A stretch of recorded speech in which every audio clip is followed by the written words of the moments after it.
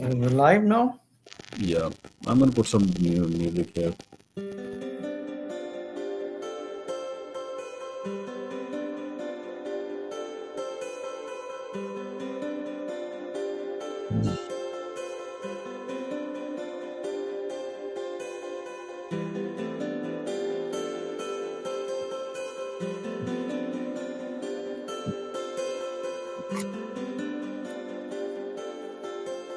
Yeah, we'll give 2-3 minutes to let people join, and then we'll start.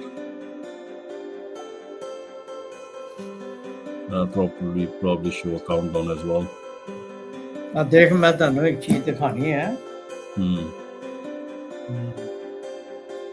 ਆ ਦੇਖ I don't know if you can see this. Wow. ਇਹ What ਤੋਂ is ਦੋ this? ਵੋਲਿਊਮਸ ਹੈ okay Mm-hmm. ਇਹਨੂੰ ਕਹਿੰਦੇ yoga Upanishad Okay.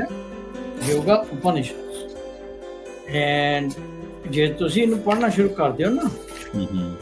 Literally ਤੁਹਾਡਾ ਜਿਹੜਾ ਦਿਮਾਗ ਹੈ ਨਾ you will not be able to control it anymore. Got it. Got it. It's not going to be. Okay. Colonel, I think we are good enough. I think we should start. I'll leave it up to you.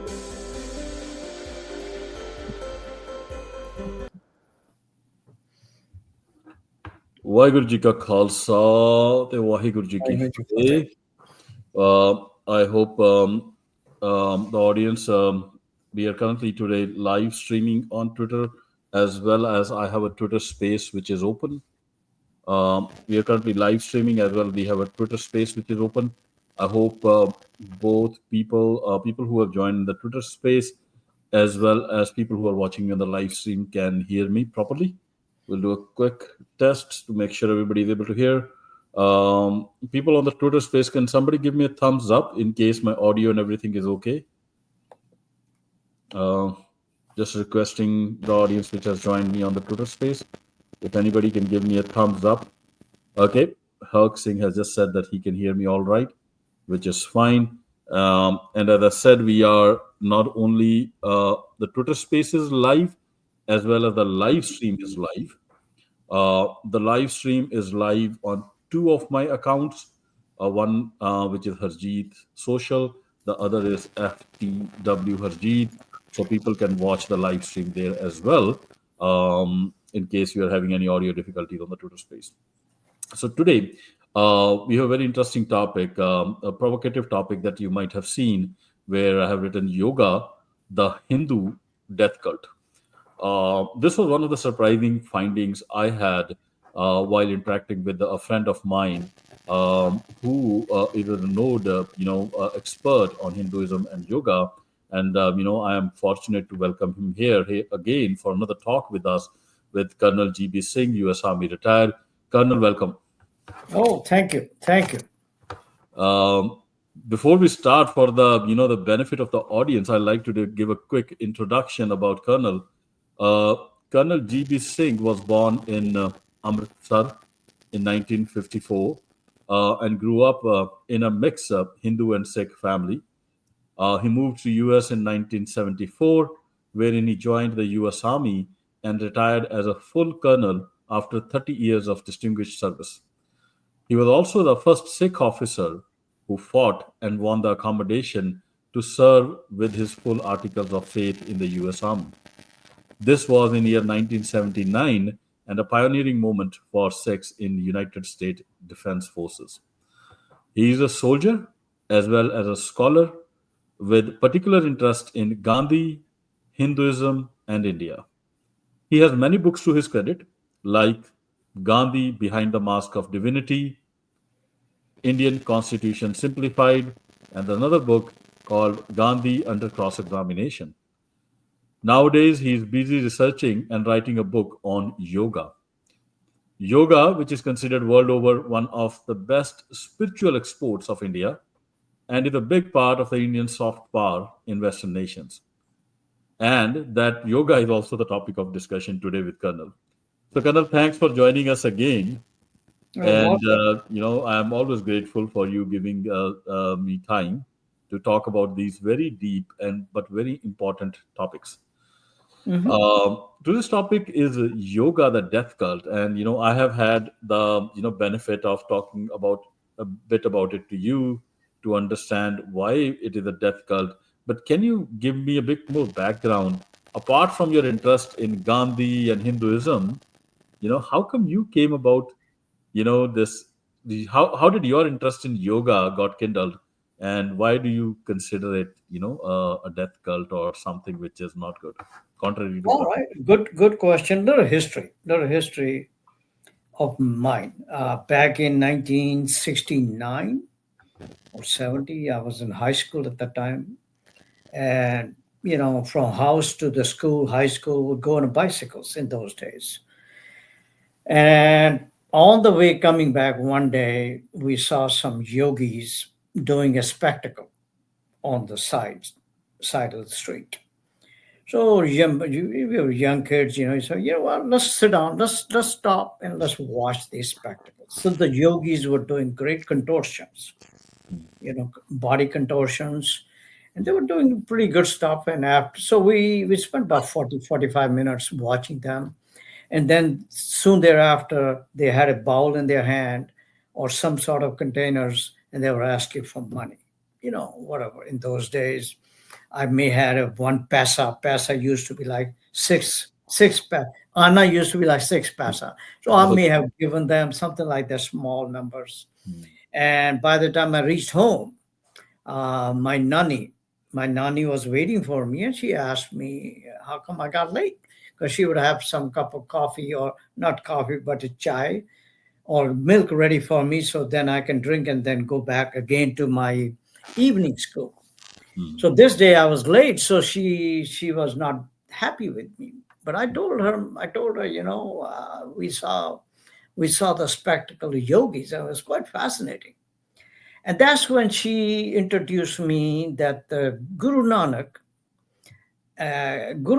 did not approve of this lifestyle, mm, these body contortions, and then having a bowl that you become a beggar sort of.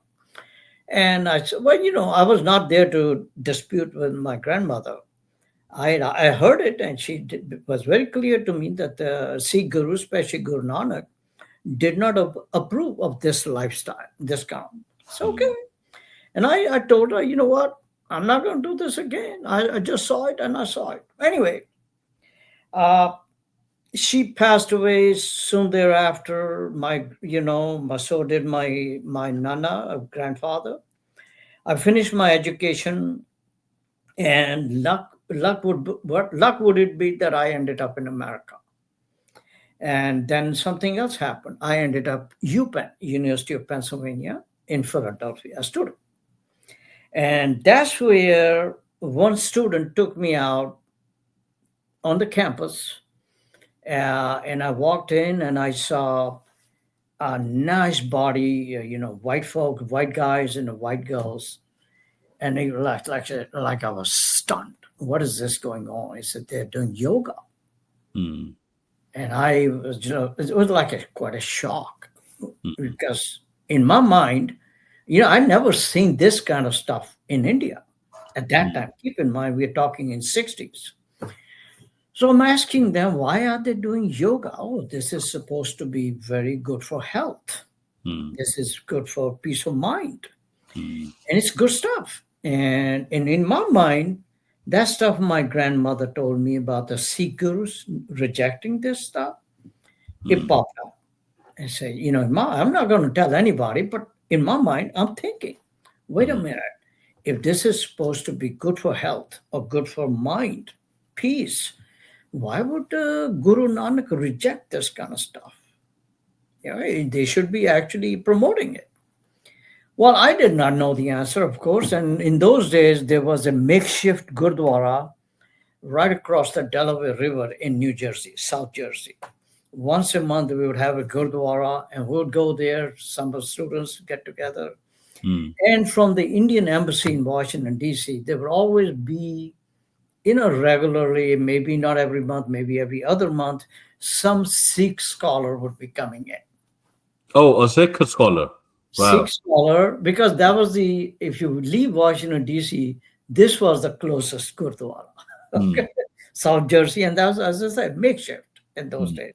mm, And And I, being a very young man at the time, so I would ask the Sikh scholars, whoever that would be, Hmm. this very question that was bothering me, that this yoga is supposed to be so good for health and peace of mind. Why Hmm. would Sikh gurus reject that? Hmm. And they never, not a single one of these Sikh scholars would tell me that my question is wrong. They would Hmm. try to answer me, but the answers were never convincing. Hmm. Never. I eventually reached a stage where I said, hell with it. I'm not going to ask another question. You're I, gonna read yourself. I just, I was so tired of Tired asking of that. it. Yeah. And I said, I'm not really getting a credible answers. Hmm. So that question that popped up here went right back again. So I said, Hmm. hell with it, move on. Anyway, um, So you forgot about it for some time. Yeah? no, I said, forget it. I'm not going to ask that question, since I'm not getting the right answer. So I ended up in the US Army, and things really began to change for me. I Hmm. really came across some very, very smart people there. Cut it short, I was doing my political science degree at the University of Oklahoma. Hmm. This is when I got into communism and all that stuff. Anyway, at that time also I got into Gandhi. Hmm. That was the time when I got into Gandhi in a professional way, to began research on it. At that time, I was told that there's a gentleman named Arthur Koestler. Hmm. Arthur Koestler. Hmm. He had written a book, and in that book there is a chapter on Gandhi. And I finally found out the title of the book as The Lotus and the Robot. So, as I said, my research started back 1982, 83, and finally that's the book. Okay. Yeah, Arthur. So, Hmm. Got Arthur it. Koestler. Okay. Now, at that time, at that time, I was so deeply involved in the research on Gandhi and so many other things that I really did not have the time to get this book. Now, remember, this is all the time before internet and everything. Okay. Eventually, back now, moving to 1993, 1992. Now it's almost 10 years I've been doing this research going on.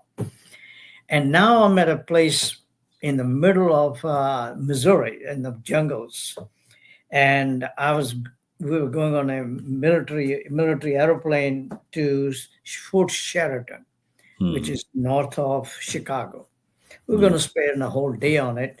And I found that out in that library over there. That book is there. That book is there. It just, you know what? I asked my commander, I said, would it be okay?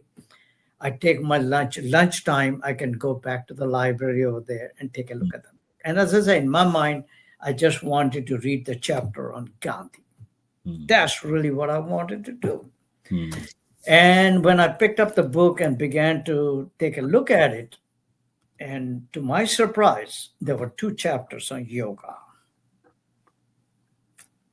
which as I say, I was not expecting it. So I Hmm. forgot about Gandhi at the minute. I said, let me browse through these two chapters. Hmm. And it was stunning, absolute stunning. I closed it. I said, you know what? I need this book where I am stationed. Hmm. So the next day, I called my librarian. I said, get me that book right now. I need this book. Okay, right there. You can see those two chapters, yoga unexpurgated, That and yoga yoga research. Hmm. research. Okay. Well, I got it. And in those days, I had no other choice but to go ahead and copy the whole thing. Hmm.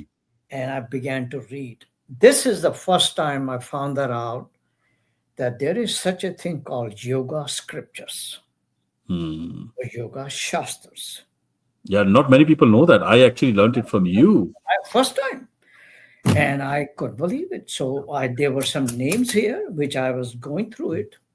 Now, in my mind, I began to think, wait a minute, what I'm reading, is it possible that Guru Nanak knew about this stuff? Hmm. Or the rest of the Sikh gurus knew about that? Is it possible this is why yoga is discouraged? Maybe this stuff. So I'm beginning to now learn, is there a connection here? Hmm.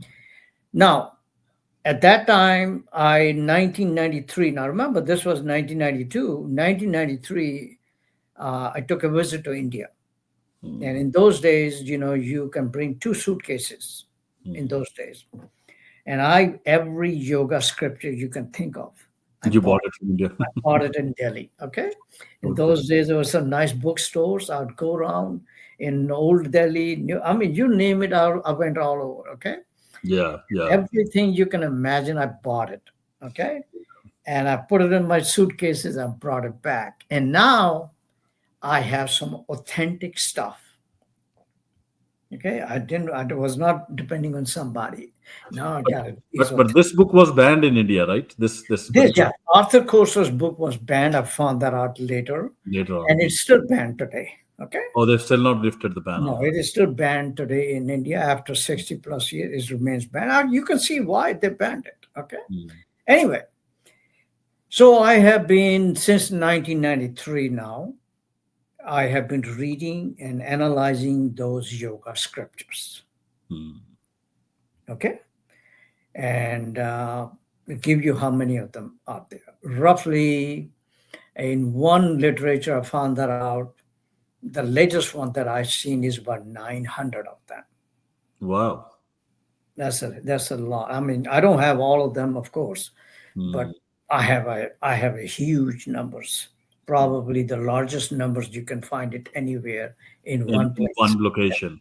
Yes, and of course I've gone through them repeatedly just to make sure am I learning the right thing, and then from that I went back to Gurbani, Mm, begin to look at what Guru Nanak, what is it really? There's a connection here. What I'm reading, they knew about it. mm, So now I have something really concrete. Now I knew why Sikh scholars could never answer it because none of them have ever read this stuff. None of them ever even knew about this stuff. mm, So, cut it short, uh, I I back in late 1990s or early 2000, I was stationed at Fort Bragg, North Carolina, mm, which is a largest military base in the world, actually. mm, And the librarian over there, Mrs. Smith, if I remember her name, somehow we got into a discussion on it, and she talked about some yoga.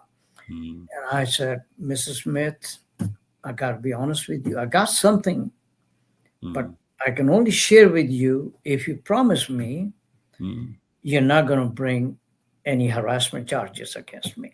Oh, wow. Okay, because this stuff is nasty, nasty stuff. That's so Can be explicit, huh? actually X-rated stuff. Okay, Mm, mm, and she promised me, and I said, okay. So this Arthur Koestler's book that you just showed, mhm, those two chapters, I gave it to her, and I with the specification. And mm, Mrs. Smith, if you decide you don't want to talk to me after this about this, and that's fine. Okay, and mm. that's fine. I just want to make sure because I understand the nature of the subject. Wow. And lo and behold, about 2 weeks later, she ended up calling me and said, "Could you come over?" Which I Okay. did. Now she's very serious. She read the whole thing and she said, "Is this true?" I said, "Yes, it is true, unfortunately. What you're reading by what Arthur Koestler wrote, it is true. Now, I have a lot more scriptures now, which Arthur Koestler did not have. Hmm. And it's a lot more dangerous than what Arthur Koestler wrote. Wow. So your Okay? research went more deeper into than what even Much, Arthur. much. Okay? Now, she is the one who prevailed upon me. Now, remember, I had just written a book on Gandhi, manuscript was ready, and, I spent years and years on it. Hmm. Now she wants to prevail upon me to write a book on yoga.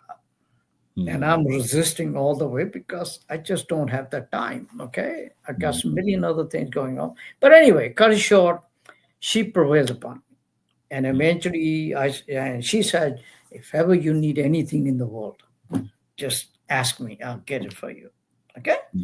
And she is the one who got me what we call yoga Upanishads, the Oh. scriptures, about 20 of them. Hmm. She's the one who got me that. So it added more to my library of the yoga scriptures.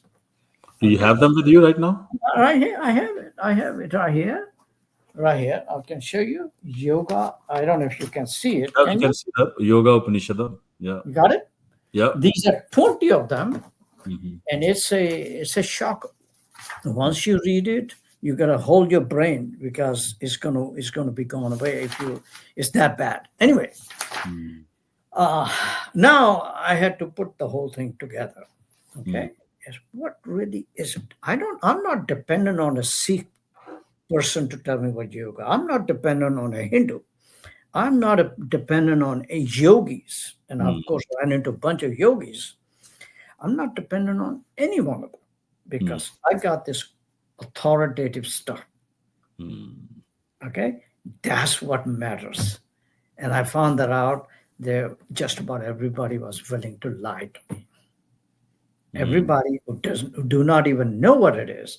We've been brought up with thinking yoga is good for health and good for peace, and that's what they are trying to tell.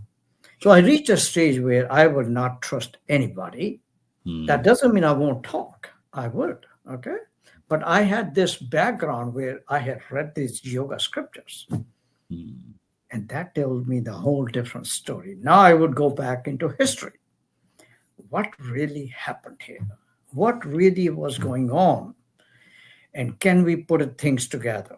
And this is what I've been, what, since 1993? Today is what, 2024? So how many years you're looking at? More than 30 years. Okay. right.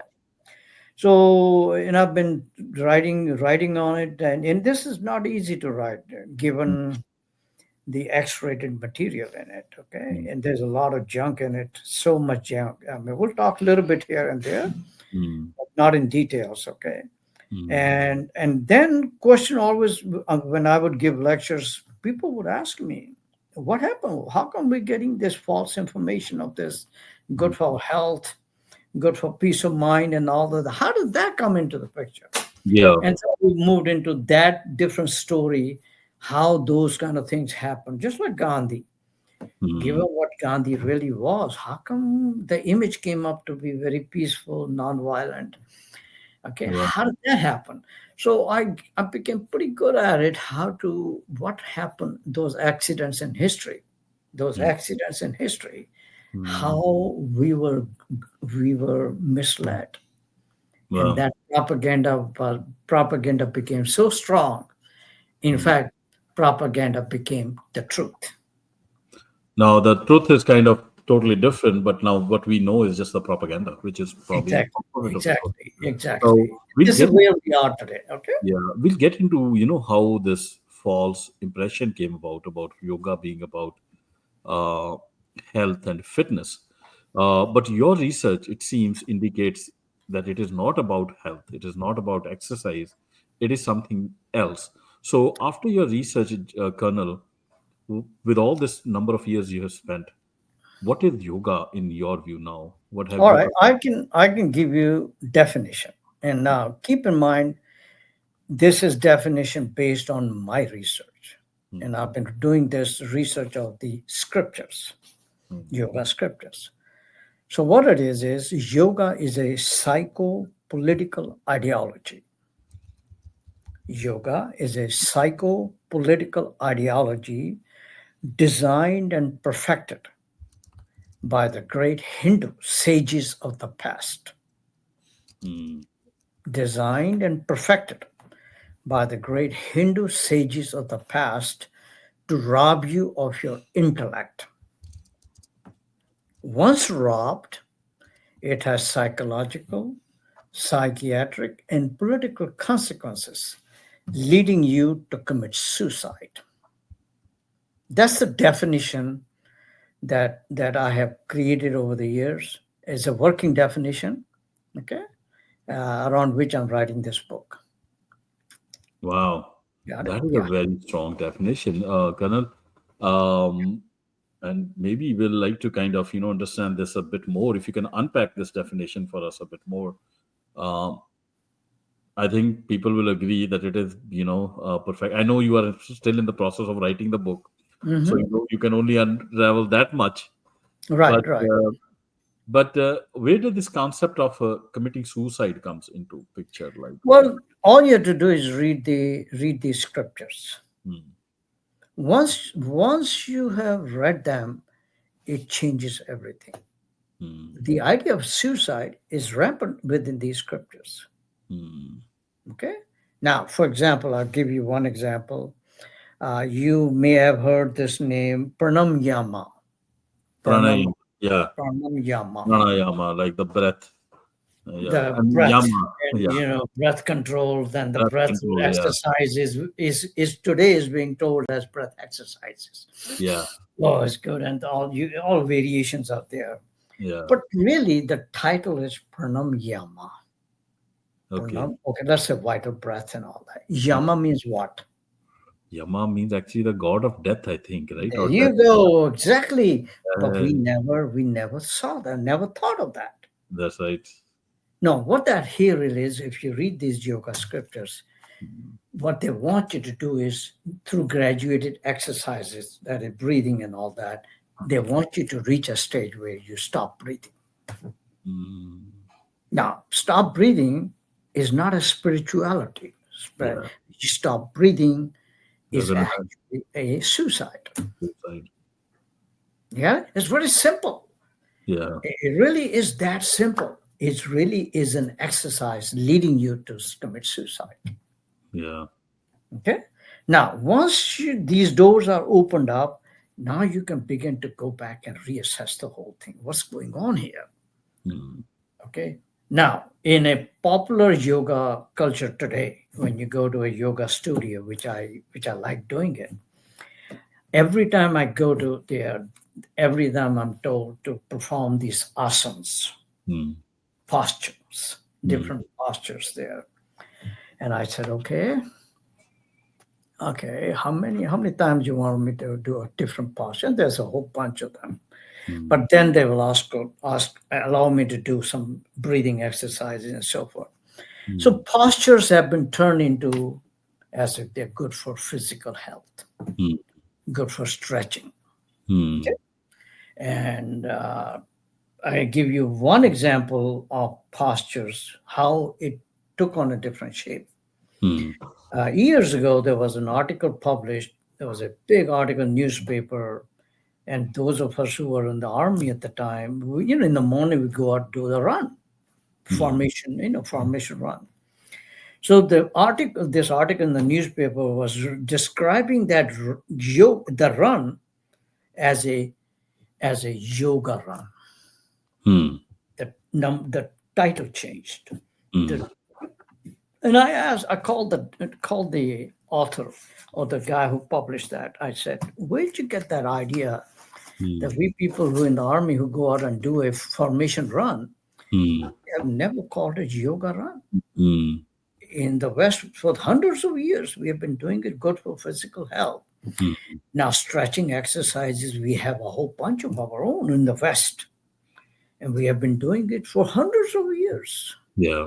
Western culture has had this for a long time, but Yeah. nobody ever called it asanas. Nobody ever called it that kind of stuff that you are referring to. Yeah. So what is happening here is the stuff that in the West we have been doing it for years. Hmm. Now you're making a tweak here. You're changing those names into yoga. Hmm. Okay? You're Now, basically just appropriating something good and kind of. exactly. Exactly. Now when you go back to the scriptures, now of course there are asanas there. Hmm. But those asanas have very different meanings. Hmm. When you read the scriptures, I couldn't find any one of them Hmm. being designed to promote health. Promote Not, good, basically. not at all. They That, are that that brings me to this. As you kind of kindle this thought, and I started googling, and reading it in a bit more depth. Then I realized there is this one of their main. There is this whole thing about semen and preservation of semen, yes, and one of the things is what they call Vajroli mudra, right. and wherein they want to kind of train the male sexual organ as well as female sexual organ Hmm. to, as per the text, to actually be able to, once you ejaculate, to be able to suck back that semen Right. and kind of preserve it so that you don't lose the semen Right. after the intercourse. Uh-huh. And the idea being that, it's going to somehow kind of rekindle some kind of kundalani because semen is supposed to have. And I'm going to just play this video. And I didn't realize that all this is going on under the guise of yoga. Like there are people teaching all this stuff like very explicitly on YouTube, and they're Yeah. teaching females and young girls. Some are That's minor. yeah, And exactly. they're, Before you played, let me tell you, yeah. one of my soldiers, Sergeant, forgetting her name. Now Hmm, she had heard my lecture on yoga one time, and she came to me and separately. She said, "I want to ask you something." hmm, She's married to this guy, and when they were stationed in Germany, hmm, she said, my husband got into yoga, and we got into this breathing and stretching and all that. And once he qualified, and then he moved up the next level, they were introducing him to homosexuality. oh, So she asked me, that's when they got alerted and they backed away. But she asked me, what is this that they wanted my husband to do homosexuality? hmm. Okay. And I said, listen, there's no way I can talk like that. These X-rated stuff to my, one of my female soldiers. There's no way I can do that. Okay, it would go against the policy. But somewhere along the line, when we write a book, you can read it. That's So all I can do. there is stuff there which actually kind of Let me tell guides the you, male towards or the female towards there's homosexuality. so much of stuff in there you will not believe it. You don't want to talk about here. Okay, you can give some hints. That's all you can do, and you can talk about Vajroli Mudra because we have done that. But Hmm. I can even talk to you today about Kakeri Mudra, or I'll talk to you about Kakeri Mudra, just to give some hint of what kind of stuff we are reading. Okay, Okay, but got let's it. go with this since you opened up the door on the Vajroli Mudra. Really? Yeah. Let people have a little taste of it. Yeah, let me share my screen, and I have got a couple of people I could.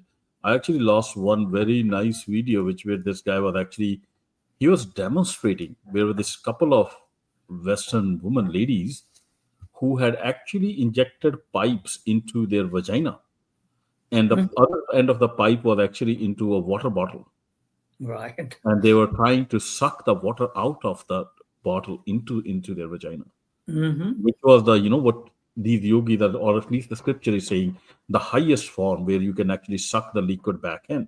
Sure. And for the male, it's kind of a very strange procedure. They're supposed to inject some kind of a pipe into their penis and then kind of, but like yeah, there is this gentleman. He's teaching on YouTube the basic version, where you can how you can start training the muscles in the very first stage, like how Hmm. you tighten the Yeah. muscle. Yeah, I'm gonna just play a couple of minutes and I'll play one more video. Sure. So here you can see Vajroli Mudra or Sehjoli Mudra in the front and Ashwini Mudra at the back and Moolabandh somewhere in between. Now, these are very subtle practices, require a lot of internalization, becoming aware of body parts which are very close to each other.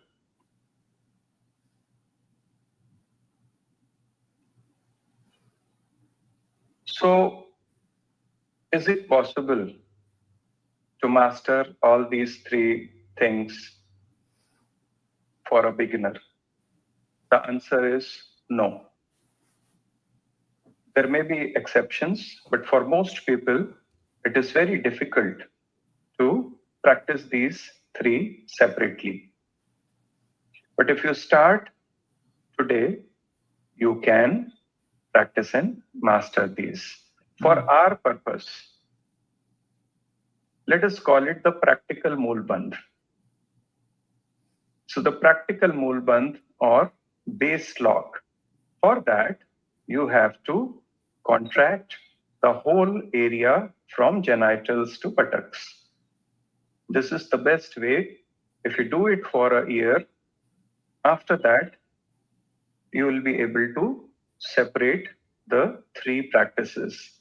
But for all the asanas where you apply mulbandh, you can do this practical mulbandh, and even in pranayam or whatever other practices you are doing, wherever mulbandh is mentioned, apply the practical mulbandh or the base lock, and keep figuring out the three different practices separate from your main practice, because it will definitely take time.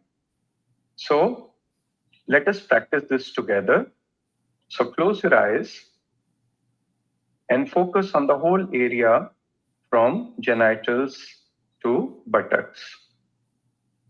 And then breathe in and contract that area and hold the breath in. I will count to 5. 1, 2, 3, 4, 5. First release the contraction and then breathe out. Once more, breathe in and contract.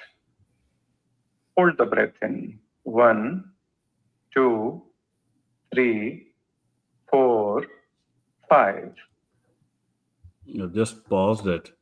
So just be careful, guys. This is what, if you are sending any, and I'm being serious about it, your female members of your household to do yoga, you have to be very mindful. What are they teaching them? No, it's a warning. You provide a warning to these people that be careful, stay away from it. Yeah, the This is more you dangerous stuff. yeah, there is this another Swami, and then he's basically very popular. He has thousands of people who watch him, and then he has many Western disciples. And Mhm. here he is, he's talking in this mood to a Western disciple of his. I'm going to just play his video. Majority, these two kriyas are reciprocative. So, so what I wanted to tell you is, I deliberately I put this video for you because the girl, probably I think she's American. I could make out from her accent. See, she happens to be a very very beautiful girl. See what happens. Normal human beings, when they meet with female, mostly they become sensual and going for sexual intercourse and all, but just for their these sensual pleasures. And a yogi who is practicing all these advanced kriyas and has got complete control on ejaculation. This is called urdhvagati in yoga. In Sanskrit, urdh means upward flow of your semen. It is called bent. When it reaches over here in Sastrar, the same oozing, that nectar you are trying to taste. So this is the crystallized form of your semen. So now here, the relation between Tantra and Yoga. A yogi who has perfected control through the practice of Khechari and Vajroli. What happens here? The real form of female is the power. We are this creation, we all creatures are the product of negative and positive parts, mother and father, ovum and semen. So here, Tantra begins. A yogi who has controlled all his senses, and when he sees this type of beautiful girls with, blessed girls, you can say. So what happens here? The girl serves the purpose for his concentration. All right, a normal person who doesn't have control on his senses, he will naturally go for, you can say, it's love. So I'm going to just pause this just to kind of give a sense where he talks about the importance of preserving the semen. This whole, what I read when I read about this Vajroli mudra, was the whole purpose was to train your lower sexual organs and the muscles to be able to suck in the semen and then basically preserve it. And the scripture talks about all kind of stuff that they even kind of gives you that, hey, even if you have an intercourse and you are able to perfect this, then you are still brahmachari. Like, you can still be a virgin, like in that sense that you can have an intercourse, but you can call yourself brahmachari even if you master this. So I was just joking. Maybe Gandhi was practicing that. Like God knows what he was doing with those young women in his bed, because he was also a yogi, if I'm not wrong, Yeah, he was a yogi and brahmachari. and brahmachari. Yes, very those experiments with young girls and women. It's Yeah, called brahmacharya. Those were experiments going on. Okay. yeah. Now, what you just alerted it, let me put it in a simple language. Mm, What that is, the drop of semen is a precious liquid. Okay, it's a precious liquid. It is distilled from what 40 drops of blood, or maybe I've seen even up to 80 drops. I mean, depending on where. So is once you lose even a drop of semen, it can emancipate you, it can emasculate you, it lower down your physical strength and so forth. So it becomes extremely important. That's even when you're doing, let's say, copulation, sex. Your whole idea here is to preserve that semen, make sure you don't lose any semen. That's the whole idea. Now, if you okay, now obviously you're going to lose it when you reach the height of the orgasm. Now, with the more advanced techniques, you have to learn how to turn your penis, male organ, into a vacuum pump mm. so that you can suck it back. Okay. Yeah. Okay? Now, suck it back and you bring it all the way up here, store it right here because it's so precious. Okay? And this yogi talks about even sucking like the female Well, ejaculation. yeah, I'm just making it simple, Yeah. because how this thing works. Now, somewhere I'll give you one example, and this is called Kakeri Mudra. Mm, Kakeri Mudra.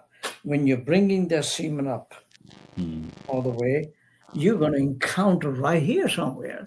mm, That's where the mudra is going to come in. Let me just share with you, and mm. I'm going to only read you from Arthur Koestler's book. Okay. Okay, I think that would make it a little bit easier for us to Mm, understand, and mm. that is using the tongue. Okay. Now, I want you, those who are listening, bring your tongue, and it should go here or right up to here, and see how far it will go. It won't go that far. Mm-hmm. It won't go that far. No. Now, how do you want to bring that tongue that far? So, what do you got to do with your tongue? Here Mm. it is. Cut the lower tendon of the tongue right down here Oh, just cut it down. Hmm. and move the tongue constantly. Rub it with the fresh butter. So now you start to do massage your tongue Hmm. and draw it out to lengthen it. You need to lengthen your tongue now with an iron instrument. Padke na? You Hmm. can hold your tongue and bring it out.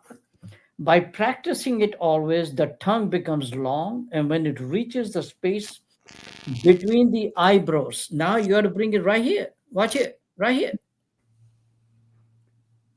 Okay? Then kakeri is accomplished. Now, once you made it here, you have done the job with the tongue. Then, of course, the tongue being long lengthened, practice is turning it upwards and backwards to touch the palate. Watch it. Now the tongue is come there. Now you have to turn it backward Okay. inside your throat. Hmm. Now, if you're a sensible man, You you want know to? you're going to die. You're gonna die, yeah. If you're gonna do that. Okay, you're a sensible man. Yeah. Yeah. But remember, when you're reading yoga scriptures, you got to take that out and really take a look at it, what it is saying. Okay, anyway. And when you put it back, you of course it's going to touch the palate till at length it reaches the holes of the nostrils opening into the mouth. Okay, just keep the anatomy in mind. Close those holes with the tongue, thus stopping inspiration, and fix the gaze on the space between the eyebrows. This is called kakeri. By this practice, there is neither faintings. Now, watch it, listen. Now, it's giving you why you should do it. There is neither fainting, nor hunger, nor thirst, nor laziness. there comes neither disease, nor decay, nor death. The body becomes divine. Now, you can even take the kakeri and begin to play with it. How do you do that? Take your tongue and cut it vertic this way. So you can play now with the music. When you put it back, now you can play with the music. Yeah. Oh, great. I want you to listen. I'm really serious. This is a very, very dangerous stuff. In fact, it's so dangerous you would tell your people do stay away from it. God knows how many people might have damaged themselves trying all this. Who knows? Who We never knows? The real stuff, when you read these scriptures, the real yoga, that is real yoga. Now, I think you understand now Vajroli Mudra, these Kakeri, and all that stuff. It's quite shocking. It is shocking. There is no other word to describe how dangerous this thing is.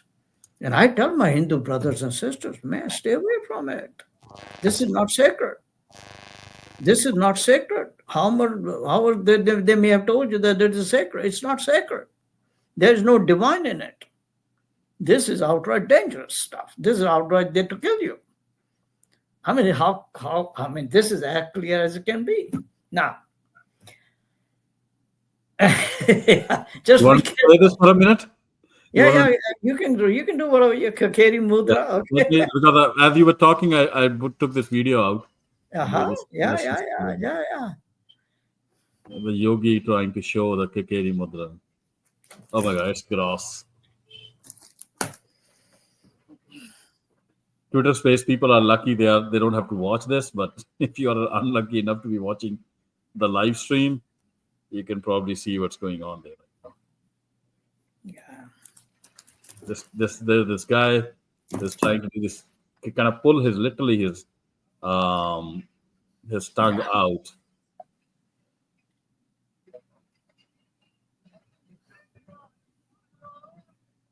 He just gave a demo. And the thing is, as I was watching this, there are all these, even Westerners who are trying to now show you. Okay, here is the Swami. Let's see. आपने खिचड़ी मुद्रा के बारे में सुना तो बहुत होगा, परंतु पूर्ण खिचड़ी मुद्रा कैसे करते हैं यह नहीं देखा होगा। इसमें अपनी जीवा को मोड़कर अपने आंतरिक नाक में डालते हैं और मैं आपको इस मुद्रा को किस प्रकार से किया जाता है वह दिखलाता हूं।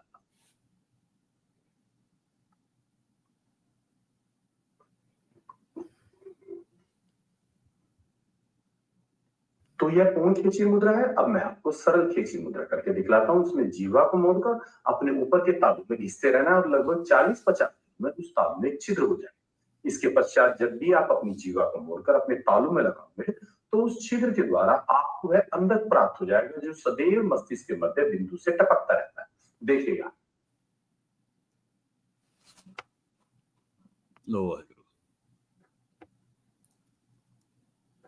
I think you got some idea. You know that the one that you just showed. If I'm sitting there, I'll ask that yogi to take his tongue out. First, bring it up here. First, prove me that you have done that. Then we'll talk the next part. Okay. So there's some deception that guy is trying to show. But be very careful what these things really are. Yeah. Anyway, let's go back to the asanas. Okay. How many of them are there? Postures. Well, some of them scriptures say 72,000. Some of them say 84 lakhs. 84 lakh. 1 lakh is 100,000. Okay. Now you think about it, and some of them will. I mean, it's not that they're going to name them. There's no way you can name them. Majority of these yoga scriptures may describe 3, 4, 5. Some even go 20 or 32, like that. That's all. Now, asanas, okay? Now, you and I are sitting on the chair. Or we can, if you go back to let's say, our old culture, we would often sit on the floor eating food. Is that yoga? Asana? Yeah, they can say that, but we don't call that when we are sitting. We don't call that yoga asana. It's a posture that we have been using it as part of our human functions all along. Hmm. Now, one yoga posture which became quite common when I was growing up during the time of Prime Minister Nehru. Hmm. Prime Minister Nehru was was a proponent of yoga. He used to spend some public money in promotion of yoga Hmm. in those days. Hmm. But he was also doing sarasana. That means he will stand on his head. Oh, that's correct. Okay, it's called sarasana. That means instead of standing on your feet, you turn upside down and you are standing on your head. Got it? You may Yeah. have some. Okay, you may want to show that. I'll just show it right now. I Yeah, think. I'm just giving one example. Yeah, here it is. There we go. Okay.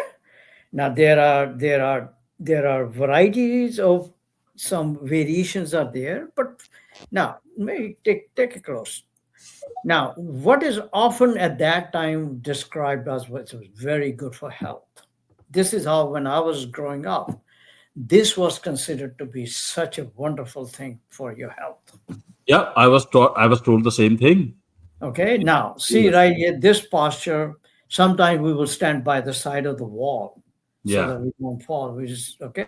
So there are different ways of doing it. Nehru, I think, used to stand by the wall to do it. Hmm. But we were promoted that this is good for health. Hmm. Okay. Now, of course, I try to tell people, no, this is bad. This is really bad. Anytime you have postures where your neck is compressed vertically or from the sides, Yeah. like in this case, those are dangerous because neck being a small, Yeah. there are a lot of very, very, very important vessels are going through the neck, Correct. and you can do a heck of a damage Yeah. to them. So sarasana, this posture, is dangerous for your health. Yeah. Now, don't let anybody lie to you that it is good for health. It's not. It's Yeah. not. Okay. So be very careful what they are being told, and what they really purpose is something else. Purpose here again, remember, keep in mind, none of these asanas described in yoga scriptures, they're meant to make you healthy. That's not the purpose. That's not the purpose of the asana. Not at all. Not a single one I found where I found that it is meant to make you healthy. Like this one. Generally, what kind of purposes do they have? Like, These are all meant for supernaturalism. hmm. These are all supernaturalism. One of the features you see in the yoga scriptures is called karma buster. Hmm. Remember the idea of reincarnation? Yeah. It's prevalent in the entire body of Hinduism. Hmm. So in order to say, you know what, I'm getting tired of repeated reincarnations. So what can I do to stop it? Hmm. So it's karma buster. How do Oh. I do karma buster? So these yoga scriptures are your karma busters. Hmm. Even though they can kill you, but they're karma busters. Okay. And these asanas, all of them in one way or the other are linked to that. Hmm. These contortions. And I'm not going to go into detail, but they're all tied up into these kind of things. They are not tied up to your health, making health in a Western, in a modern sense. That is not the case at all. Hmm. Okay. Now, so asanas are gone. Now, giving you the breathing. Now, I've told you what breathing is all about. Okay. Hmm. So if somebody's going to teach me how to breathe, I said, well, man, wait a minute, man, we all learn how to breathe. I don't know any human being out there who's alive who doesn't know how to breathe. Okay. Hmm. So what are you going to teach me? What they're doing is they're using this idea of health Hmm. and using that to attract us and then veer us into all these nonsense, one after the other. So this talk of health is like a hook to kind of just It's a hook. with a hook. It's a hook. But remember, if somebody's doing stretching, we in the West like to have stretching exercises. We have been doing it for hundreds of years. Yeah. And, this is all human. We all human beings do that. But then somebody inject this yoga stuff from the side, and I've been doing it for more than 100 years now. Hmm. What do you do with it? Well, we don't. We are not. We nobody see it. Like for example, when you go back to a yoga studio or you go back to any bookstores, you don't find any critical books on yoga. It's just Yeah. not there. No, It's just nothing. not there. Okay. If So anything, it is like promoting yoga, right? In all mhm, kinds of ways. It's kind of, it has taken, the whole thing has taken a, this whole creature has taken a kind of a life of its own, where there's a reinforcement, where people just kind of keep selling, and somebody just thinks it's a good business, and they yeah, learn some asanas, and then they open a yoga studio, that become a yoga yeah. guru. It's Now, just a, it has taken on a different route. And even now when I go to India, now back in 60s and early 70s, I never saw the yoga that I saw in the West. But now when I go back, I hmm, see those kind of things over there. I said, yeah, wait a minute. Now you guys are picking up from the West yeah, to promote yoga at home. yeah, Okay. So this kind of stuff is going on, but nobody's out there. I give you last time when I was in New Delhi, hmm. some guy over there at the hotel told me, he said, listen, right there, there's a park over there. They do a yoga called laughter yoga. A I said, laughter what? yoga. Laughter yoga. So no beer. I ended up at the park Hmm, at that time. And no hmm, kidding, there was something like 40, 50 guys, hmm, ladies also. hmm, So they're doing laughter yoga. hmm. They laugh and laugh for no reason. For no reason, like crazy. Just laugh. And you look at us, I can't believe it. Yeah. And they will put some divinity into it. Yeah, no, And divinity, I have seen that spectacle I myself, mean, I mean, you and they go look like crazy people, and you crazy, are like, crazy nuts, yeah. it's kind of just, it's mind. Like, I remember I saw these people who were elderly, middle aged, when I was like Yeah, still in college. And I'm like, what's going on out here? And yeah, it doesn't seem right, but then you tend to ignore it, and then kind of go on because it has yoga attached to it.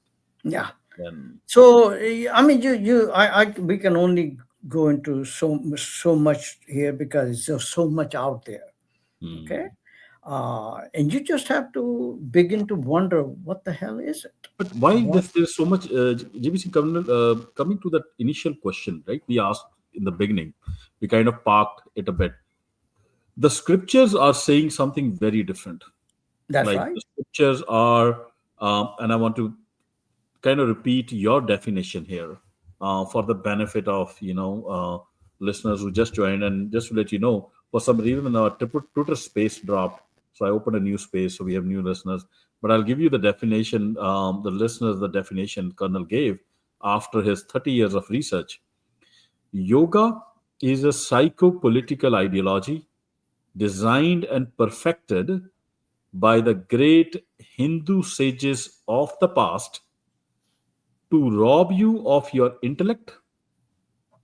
Once robbed, it has psychological, psychiatric, and political consequences, leading you to commit suicide, or leading the disciple to commit suicide. Well, that's right. Right? So if this is the truth, Colonel, like the scriptures, as you pointed out, are very different from the public perception of yoga. Very Yes.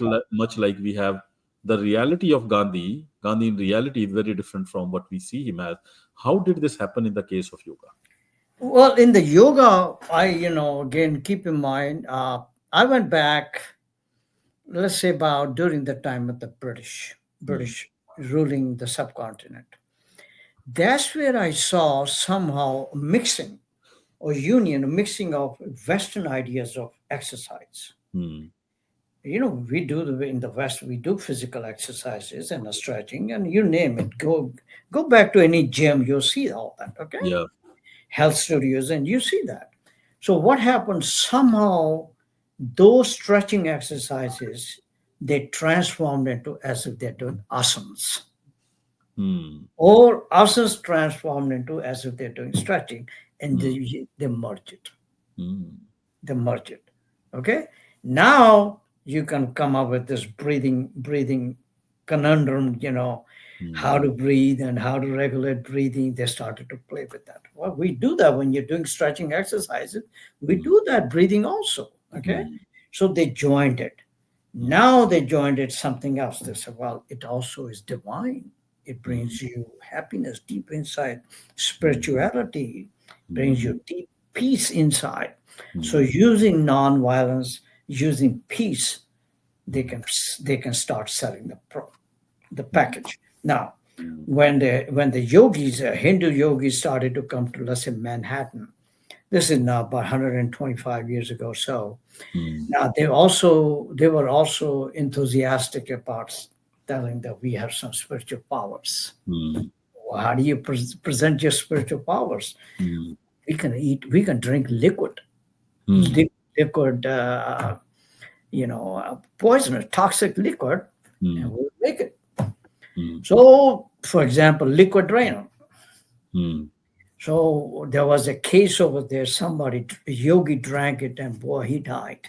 Okay, and those kind of things, when they were being tested.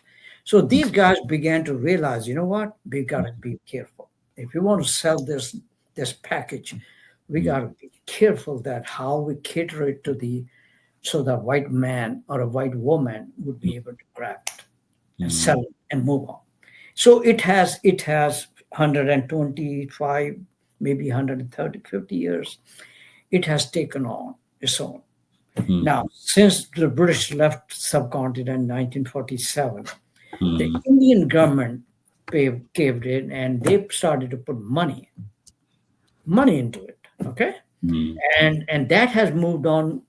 A new, now you got a state government which is now promoting it. Give you one latest example is just a few years ago, the UNO. You may want to look into UNO created a Yoga International Day. I think Don't in tell me, like the UN created that? yeah, That is yeah, my. yeah, yeah. They got into trying to.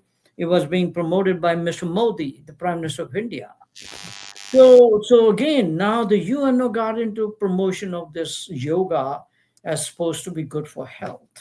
You can look into that; it should be there.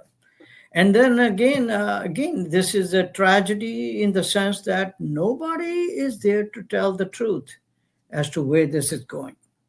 Okay, why a false ideas are being promoted as if they're good for your health, or good for your mind. Yeah, Did just you? look. Yeah. Yeah. Did you? And I'll Google that. But it seems like kind of like it's like like it has been like the practitioners of yoga. Okay, Hmm. pretty much like Gandhi sold himself by lying, by kind of hiding certain things and only showing some good aspects. Right. Seems like the practitioners of yoga are trained to act like these what do they call snakes oil salesmen, Exactly. right? they Yes, they kind of tell you these good things, and once you are hooked on, and then they expose you to the real stuff on how they're going to exploit you sexually that's and right. Exactly. materially, Exactly. right? Yeah, So this whole cult is kind of almost devilish in that nature, it is. right? It is. So people The are more basically the in a Western society, the folks who are the most vulnerable are actually white women. right. They are the most vulnerable. And these yogis, those who come from India, they especially target the white women. And this is what they have to be very careful. Okay. So they become prey as a sexual, okay, from that angle. But those of us who are born, raised in India, and now we are here, we in so many ways we are all vulnerable to these false impressions because we all like to have peace of mind. We all like to have a good health, and that's where we get that. We get there. We go. United Nations. Okay. Yeah. There you go. So, but kind of like there are kids. That's it. June 21st. This is celebrated International Day of Yoga every year, June 21st. This is where we got to take a look at it. What's going on? What's going on? Why these false things are being promoted all over the world?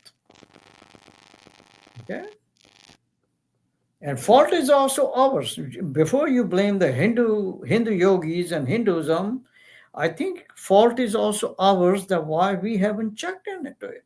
And you are so right. It's about the white woman. You see that Yeah, it's always the yeah, woman. yeah.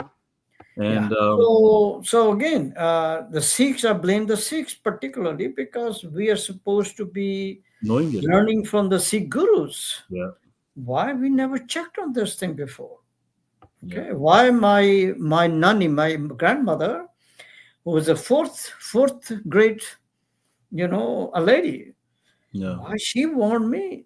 Why all these educated folk? Why nobody else warned me? yeah. Okay? It's. And I think all this these whole also, thing of political correctness has also kind of bitten the Sikh my psyche. I've seen. I guess Like so. I guess nowadays, it's like, oh, don't say something. Your Hindu brothers will mind your Hindu sister. Like, no, no, this no. is But like look at this. people are When it's drinking. so no, no. When it's so dangerous to your health, Yeah, whether you're Hindu, Sikh, or anybody, it doesn't matter. no matter. When Yeah, it's so dangerous, you know what? My Hindu brothers and sisters, I always tell them, stay away from it. It yeah, is dangerous. You're jeopardizing your own health. Okay, there's nothing wrong in saying it, and I can back it up too. Now, yeah, like that right there, you see that mat yeah, sitting there. You yeah, say, "Well, that's yoga." Well, you will also have to come back. Well, we have been sitting like this on the floor for ages. yeah, We don't call that yoga. yeah, What is this going on here? Okay, is it something else or leading to something else? yeah, So just be careful how this thing is being marketed, how we are being hoodwinked, and where this hoodwink is going to take us to. mm, Okay, so we just have to be careful of this. yeah. It kind of reminds me to, this you touch upon hoodwinking Mhm. and linking it to what is going on today. It seems the entire MAGA army feels they have been hoodwinked by another snake oil salesman called Vivek Ramaswamy, who, who turned, who recently, 2 days back, did an about turn after getting Trump elected and after getting all these cushy posts.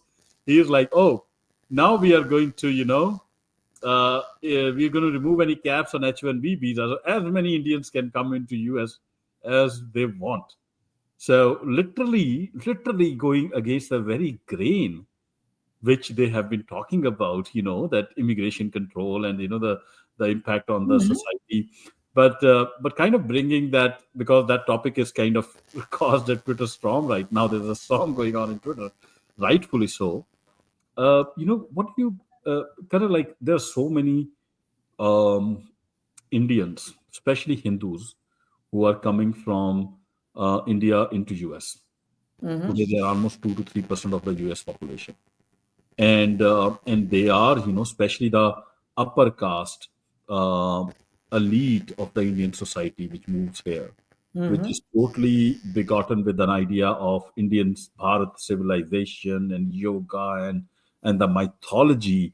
Mhm. And we know, because we know the Sikhs, we know in their heart they basically want to conquer the West and influence, basically bring West into the same cultural mindset that they have, rather than Mhm. actually learn the good things from West. So how do you see, in your experience, you have a lot of years behind you now, Well, look more at than this one. I have. Remember, I come from a Hindu background. Just understand that, okay? I look at them as my own. Just keep that in mind, okay?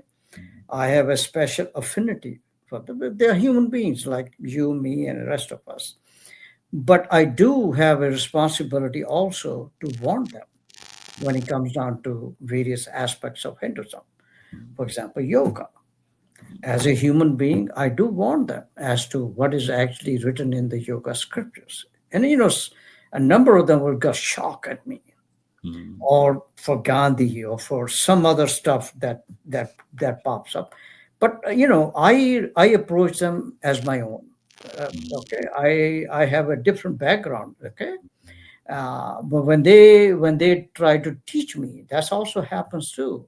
And mm, they look at me as a Sikh, and they in their mind that I know next to nothing.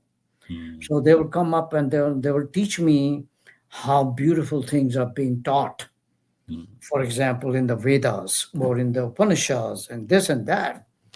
And you know what I do? Out of with love, I have all the scriptures at home. So what I do, I bring it up. I said, here it is. I want you to read it. Tell me, where are those good things? You teach me. But I'm providing you your scripture, which I know you've never seen it, never read it. And now I'm going to give you, you provide me, where are those good things written there? I play that, and I don't have, as I said, I don't have any masterpiece with that. Not at all. But I but can say, but Colonel, my approach is similar. I look at Hindus as they are the same genetic stock as most, sure, especially Punjabi Hindus, right? Not maybe the whole of subcontinent is very genetically different, but the fact is, most of us, we are converts. Our ancestors at some point in time were probably Hindu followers. But the fact is, like, even especially the educated elite of India, the Hindu casteist elite, which I call it, you can tell them everything. I have rarely seen anybody get convinced with facts. They will come up with some logical somersault, some hypocritical argument to maintain this kind of, very superstitious and regressive mentality and hold on to it. all Very right. rarely you find. No, that happens. But again, And look at this way. Look at this way. so, what is the path forward with this group of people? Here it is. Understand, brainwashing is a real phenomenon. Those of us who are born and raised in India, we have been subjected to brainwashing. And if you have been born and raised a Hindu, you have been subjected to brainwashing much, much, much more than we have been, or Sikhs. Now, if you're educated, chances are you have been brainwashed even more. More. Okay? So face those realities. So when you run into educated Hindus in America, for example, you have to face that reality that this particular individual is brainwashed a hell lot more. So having these yoga scripture or for Hindu scriptures, it comes in handy. Now you're not going to transform that guy just from one setting, but that's the start. That's the start. Okay? You say, I'm not making it up, man. Right here, I want you to read and tell me. You can read it. These are educated guys. I'm giving you in English. I'm not giving you in Sanskrit. Okay? Yeah. I have them Sanskrit also. Yeah. I said, I want you to read it and you tell me anything good in it. Yeah. This is how, and guess what? I don't leave them. I actually, there are times I have their name and telephone number. I call them up. Yeah. Hey guys, do you have any update on that? But if you don't do it, then guess what? You have lost it. And also that particular Hindu gentleman also lost the opportunity. Yeah. Okay. As I said, I present these things strictly from an education angle. Hopefully that brainwashing that has happened, because it took me years to get rid of that brainwashing I went through. Okay. Yeah. I have to thank the US military that Yeah. was so much influence on me. Yeah. But this brainwashing is there. Now you got to learn how to handle it. Yeah. Most Sikhs that I met, just about, I wouldn't say even most, probably all, they really don't know how to talk to a Hindu. They don't understand even how a Hindu thinks. Exactly. So you have to learn how the Hindu mind works. We can have another lecture on that, how the Hindu mind works, especially educated Hindu. And then you have to learn how to talk to that gentleman. Yeah, that's a very. I think that's a good kind of a segue for our next topic. I think we should talk about Colonel GB, how the mind of an educated elite Hindu works, because Yeah, that is very, what very is today a big element. That today is sitting on the highest powers of positions of power within US. They Yeah. hold immense influence and could be of immense value or immense destruction within American society. That's right. We have to be, but for Sikhs or even non-Sikhs, we need to learn what really has happened. Okay. And I have been, as I said, I am more comfortable with my Hindu friends than with the Sikhs. It's just who I am. But I always open that door to them as to what really the truth is. I'll give you one example because I think, for example, they will look at my turban and a beard and they know I'm a Sikh. And then out of graciousness, they will come to me, oh, Guru Nanak picked up all these beautiful teachings in which are in the Guru Granth Sahib. They picked it up from Vedas, and then they will also mention Upanishads because they are supposed to be philosophical. And I said, wow, really? I said, yeah. And, they would not know, and they would never even think in a million years that this guy has all of them at home. Yeah. And I'll bring it. I'll bring the copy of Upanishads, okay, for example, or I'll bring in the Vedas, okay. There are only 4 of them, so I'll bring it. And I said, here's my highlighter right here.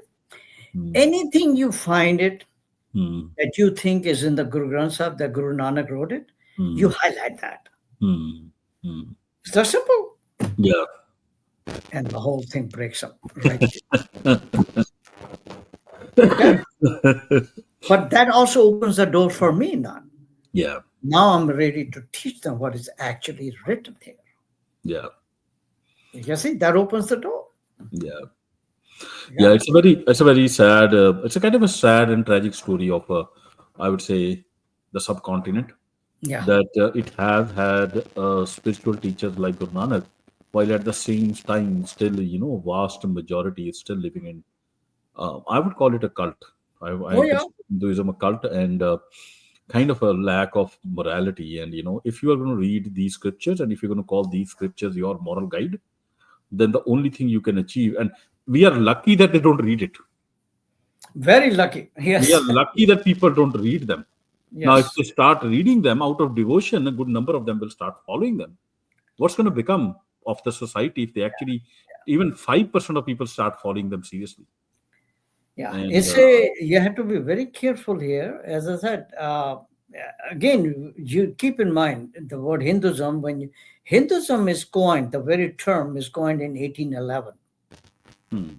Okay, that's when it was coined. There was no word Hinduism before that. Just keep that in mind. So when even the word Hindu, when you use the word Hindu, that was coined back in what, 7th century or 8th century at the most. That's right. So there is a difference of almost 1,000 years from the word Hindu to Hinduism. And now we're trying to lump it together. Be very careful when we do those kind of things. We ourselves fall into the wrong track in trying to understand them. Okay? These things we have to be carefully what happened over the centuries, how this mind got shaped and brainwashed, and how do we get them out of it. Got it. And while we talk on that, Colonel, I will just like to give the people who are in the Twitter space, if anybody wants to ask a question, this is the time right now. We'll maybe have 10-15 minutes left. If anybody wants to ask a question to Colonel, we have the benefit of him being here. You can come on and ask him a question or two. So you can ask for a speaker from me in case you want to ask a question. We have a couple of people here who actually do a lot of good work. There are the young boys and girls nowadays, Colonel, we were talking, who are doing an excellent job actually of creating a Sikh narrative as well as fighting some of this disinformation that is being spread by the Indian government. That brings me to the point, the Indian government literally treats yoga as a tool of foreign policy. That's right. It is a part of their foreign policy. So is promotion of Gandhi. Is also part of their foreign policy. Yes. Yeah, it is. And there are 3 things I think they use. One is defense purchases, or buying and overpaying for it, and for all the useless machinery. And the other is Gandhi, and then yoga. I think the 4th one they have added to a great success is actual diaspora, like ideologically brainwashing the diaspora. But diaspora is your 5th column. 5th column. That's the right best way to say is that's your 5th column. Okay. Yeah.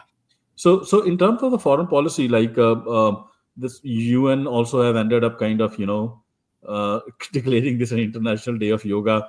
I think you should probably try to have a meeting with the UN director or whosoever and tell him, has he even read the scriptures before declaring this day? Yeah. This is the power of Yeah, I mean, you know what? I mean, I'm only one person. There's only so much I can do. Or so little I can do as one person, isn't it? Yeah. So, but it's an uphill battle. It's an uphill battle to bring the truth out. It's not easy. Okay, it's not easy. It's not even easy to teach the other Sikhs, let alone forget the Hindus. Okay, Yeah. or others, or non-Hindus and non-Sikhs. Okay, it's very difficult. I try to, when I deal with my white brothers and sisters. Yeah. Let me tell you, it's not easy. It's Yeah. not, because they'll look at your face and they was like as if I'm telling a lie. Yeah. And when I ask them about yoga scriptures, they're just blown away. What are you talking about? Yeah. Well, those are not easy things. Even on Gandhi is so difficult. Even though ever since my first book came out, a lot of people Yeah. now know about the whole thing. Okay, but it's not easy. It's not easy. You having with the internet, I think it has become more easier Yeah. to spread the message. Okay, it has become, but it's also more difficult because the other side also is using the internet So, to correct. promote falsehoods. So, Correct. so you Correct. just have to play with that. But I think, Colonel, like this is my reading of the situation currently. I think there'll be a lot more interest in really understanding India going forward. It is Yes. already there. I can sense it, because India was always at this margins, like thing Yeah. that didn't matter, like these brown little Hindus, dirty Hmm. Hindus Yeah. who didn't have a military, who were piss poor, and okay, some of them used to come here and become doctors and engineers. So what? Yeah. Like this idol might not. The reality is today the people are waking up. Look at this Twitter storm. Like people are waking up that hey, what they are looking at, this image of this dirty little Hindu, benign Hindu, is not what it is. It could be the most dangerous virus which might Most bring down dangerous. the entire Exactly. system. Yes. And what they're bringing here is not just you can fight nuclear submarines, you can fight aircraft carriers because we have a lot of them. But how do you fight a virus which is trying to take control of your brain? Very difficult. Very difficult. Very And difficult. I was Virus, flabbergasted. I was brain watching virus is very difficult to fight. fight But and if you know the truth, if you have the evidence, yeah. it become easier to fight. I was actually watching Vivek Ramaswamy, the snake Hmm. oil salesman, as he's now getting exposed. Uh, his video, and it's phenomenal. You have to admire this guy, a brown guy. He was teaching to white people in his 5 minute address, white nationalism.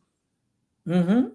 Okay, an immigrant himself, kind of teaching the and trying to rake up the idea of white nationalism in America, which is a multicultural society. I would still understand if you're trying to do that in England, which is a nation state, which is a white nation state, Anglo-Saxon state, but not America. Yeah. And it's phenomenal. And but coming to your point, Colonel, I think we need you more. I think I'm I'm putting out my bet out there. I think in next couple of years, all this research you have done will be probably put to a lot of good use. There's a lot of interest. There are very few genuine scholars on India, Hinduism, yoga, Gandhi, and all this work. I can promise you will actually see the light of the day in coming years. Will get its full potential exploited as people I get more hope educated. so. I hope so. With that said, I think there are no more questions. People don't have any questions. I think let's keep it short. Then I think we already have spoken for 1.5 hours. Karan, any parting words before we close the question? No, keep up the great job.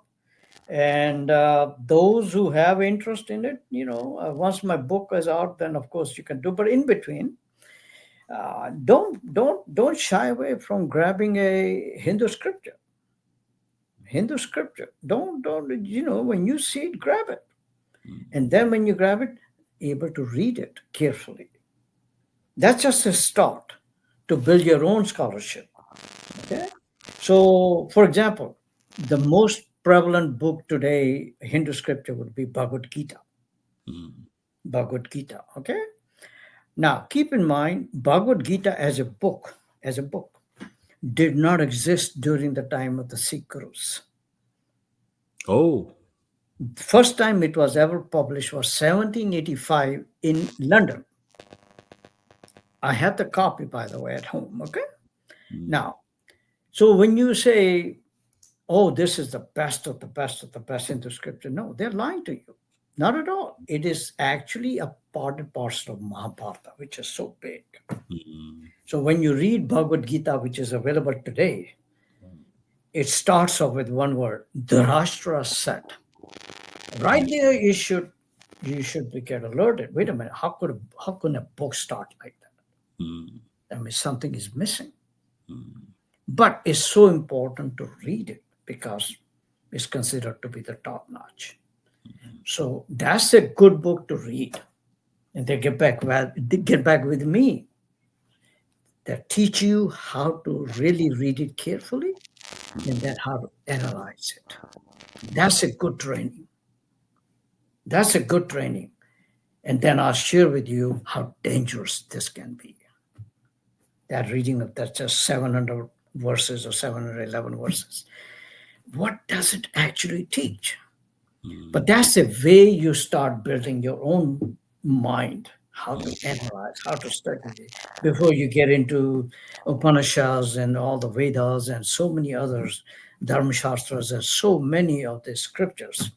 But that's where you begin to learn some your own talents. And you begin to wonder what is going on here. What is this thing? That's a good start. Those of us who live here in the West, we are able to get these books. They are available now. They're available.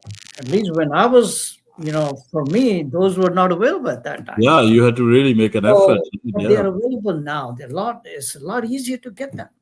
Yeah, people don't realize how easy it is to get information today. Like, I remember even like, I'm not as old as you, but like, I've seen the time. Sometimes to get that book, you have to go from library to library to library, and then the book is out, and they'll only give it to you for 15 days, and then you have to make photocopies. So anybody wants to pick up that book, read it, begin to read it. That's another thing you have to learn, especially among the Sikhs, and also among the subcontinent residents that I've seen. They don't like to read. They don't have reading skills. Even though they may be highly educated. This is the point I want to highlight. Yeah. Now I'll do it in Punjabi. ਜਿੰਨੇ ਵੀ ਆਪਣੇ ਇੱਥੇ ਸਿੱਖ ਬੱਚੇ ਜੁੜਦੇ ਨੇ ਖਾਸ ਕਰਕੇ WhatsApp ਤੇ ਮੇਰੇ ਨਾਲ ਬਹੁਤ ਜੁੜਦੇ ਨੇ ਤੇ ਇਸ ਪੀਸਾਂ 'ਚ ਵੀ ਆਉਂਦੇ ਨੇ ਗੱਲਾਂ ਵੀ ਬੜੀਆਂ ਮਾਰਦੇ ਨੇ ਮੀਮ ਵੀ ਬੜੇ ਵਧੀਆ ਬਣਾ ਲੈਂਦੇ ਨੇ ਬਟ ਜਦ ਤੱਕ ਤੁਸੀਂ ਪੜੋਗੇ ਨਹੀਂ ਨਾ ਤੇ ਤੁਹਾਡੀ ਕਦੇ ਡੈਪਥ ਨਹੀਂ ਆਊਗੀ Exactly. ਤੁਹਾਡਾ ਆਪਣਾ ਕਦੇ opinion ਨਹੀਂ ਬਣੂਗਾ ਤੁਸੀਂ ਹਮੇਸ਼ਾ ਦੂਜੇ ਦਾ opinion ਲੈ ਕੇ ਅੱਗੇ ਫਾਰਵਰਡ ਕਰਦੇ And that's where we fall apart. Correct. Okay. But begin to have some reading skills, so you develop your skills from that and pick up other skills that are needed to move further. Correct. So reading habits, reading skills, is so crucial for that. Correct. So those of us, I've seen educated Sikhs, I've seen educated Hindus, Muslims of the subcontinent, they refuse to read. They may be educated doctors, engineers, but when I give them stuff to read, they cannot read. Yeah. They refuse to even read. Yeah. Don't put yourself in that hole. Yeah. Open up that door and begin to read and learn and reread it, okay? Yeah. And then discuss it what you're reading. Yeah. Okay. So this is a way to develop some degree of scholarship. Yeah. Okay, and that's really needed. Hindu scriptures are absolutely essential. Yeah. So that we don't have to read all of them because there's so many, but at least the ones that are more important. For example, Vedas. Yeah. You're going to pick up some, for example, Rig Veda. You may read a page or 2 pages and 3 pages. And man, I got it. Man, I'm done with this thing. No, read it more. Read more, correct? More. Like these Upanishads that I'm giving you, for example, these yoga Upanishads, your brain will go crazy when you read them. But guess what? You close it when you feel like your brain cannot handle this. Come back again. Come back another few days later. Read it again. Correct. So you develop this habit of going through this nonsense. There's so much of nonsense. Yeah. It is so important. So important. And that's what I teach my Hindu brothers and sisters too. Don't give me this. I want you to read it, then talk to me. And you'll be surprised what happens then. ਤੇ ਇਹੀ ਮਹਾਰਾਜ ਨੇ ਵੀ ਸਾਨੂੰ ਦੱਸਿਆ ਵੀ ਬਾਣੀ ਹੈ ਬਾਣੀ ਸਾਨੂੰ ਲਾਇਆ ਹੀ ਮਹਾਰਾਜ ਨੇ ਪੜ੍ਹਨ ਵਾਸਤੇ ਆ ਮਹਾਰਾਜ ਨੇ ਕਿਹਾ ਕਿਸੇ ਬੰਦੇ ਕੋਲ ਨਹੀਂ ਜਾਣਾ ਕਿਸੇ ਕੋਲ ਨਹੀਂ ਜਾਣਾ ਬਾਣੀ ਹੀ ਤੁਹਾਡਾ ਗੁਰੂ ਆ ਜੇ ਤੁਸੀਂ ਪੜੋਗੇ ਤੁਹਾਨੂੰ ਮਹਾਰਾਜ ਨੇ ਤਾਂ ਡਿਊਟੀ ਲਾਈ ਹੈ ਸਾਡੀ ਤੇ ਇਸ ਕਰਕੇ ਪੜ੍ਹਨਾ ਸਿੱਖ ਦੀ ਧਰਮ ਆ ਸਾਡਾ ਤੇ ਬਹੁਤ important This is a Yes. great message, Colonel, from you. I want to hold you more than the required time, but I have seen a couple of people. भाई किसी ने सवाल पूछना तो हुन स्पीकर ले लो कर्नल साहब मैं होरे 5-10 मिनट और रोक सकदा then we have to close the space. I don't think I'm getting any speaker request. That's fine, Colonel. But thank you so much, Colonel. It was always a pleasure talking to you, and it is a good segue. I think the next one, depending upon your calendar, I'll get in touch with you. It'll be great to talk to you about, the mind of the Hindu diaspora. Sure. And We can do a lot of subject matters. Okay. Yeah. All Well, right. Colonel, take care. Waheguru Ji Ka Khalsa, Well, Waheguru Ji Thank you for that. Ki Fateh.